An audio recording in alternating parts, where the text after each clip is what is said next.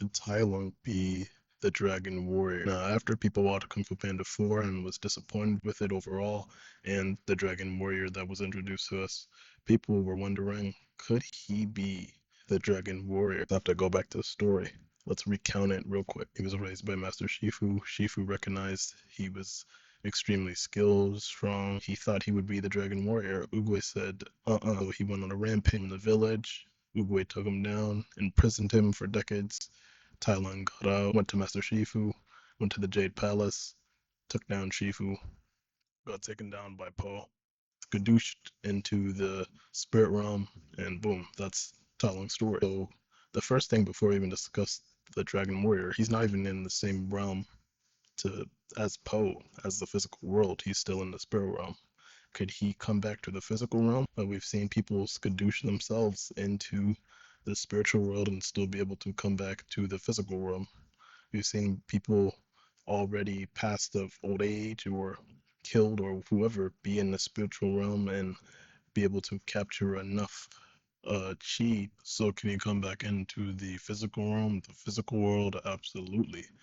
That's not really the problem here. The problem is who Tai Lung is as a character. Can Tai Lung be the Dragon Warrior?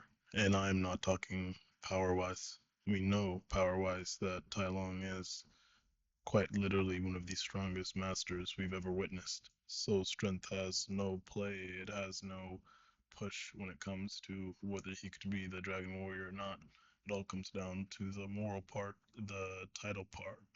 Um, can he devote himself to people outside of himself? Can he fight for people and not just himself? Can he work hand in hand with his master? Can he develop a relationship and work side by side with the Furious Five? I mean, this isn't a physical problem. This is a character problem. This is a moral problem, and this would be something that Tai Lung would struggle with the most. I'd argue he'd struggle more than Po, not from obviously the physical side or the kung fu side or the skill side, but from a behavior side.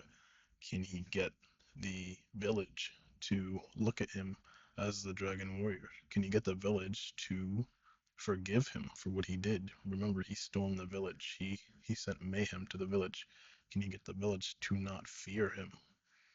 Again, that man caused a whole bunch of shit prior to storming the Jade Palace and attempting to grab the Dragon Scroll. So there's so many things he has to live up to that he has to prove in order to get this title, and not just get the title, but it be accepted with this title. Um, like I said, I'd argue this would be even harder for him where he is now to get this title compared to Po, because he needs to do a whole character 180. Uh, his morals need to be sharpened. His attitude needs to be somewhat changed, at least like a minimum 50%. Like, I'm not saying you gotta take all the toughness away, but he needs a he needs to be brainwashed, to be honest. Like that, it has to be something that deep, because we're essentially taking a villain, um, and trying to make him into the best superhero, or not even the best superhero. You're trying to take a supervillain and make him into the role model, because like it's been said so many times, the Dragon Warrior isn't about just kicking butt and taking names. It's about being a model, not just in the kung fu space, but in the village space, in the world. And Tai Lung would have a very hard time living up to that. So to answer this question, because I really drew it out so long, do I think he can become the Dragon Warrior? Yes, but it would have to involve a redemption arc that would rival Zuko's. It would have to be insanely detailed, genuine, and it would take a lot of rewiring and sacrifice, mental fortitude. It would take a lot of things, and he already has like the discipline. He already has all that type of stuff when it comes to just being a warrior.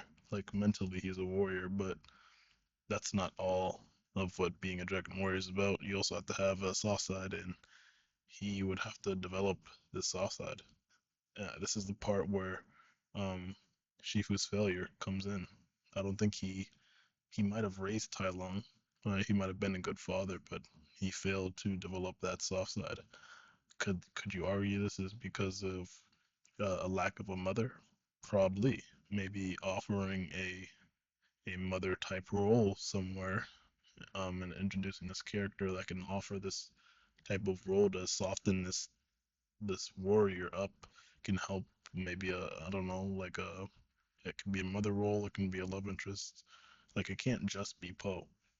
Sure, Poe can help you change in certain ways, but Tai Lung would have to um, go through crazy levels of development in order to become the Dragon Warrior. So it could be a mother role, it could be a lover role, it could be even a familiar role with, he has a nephew, so taking care of a younger relative, anything that would make him a little bit more caring, a little bit more sensitive.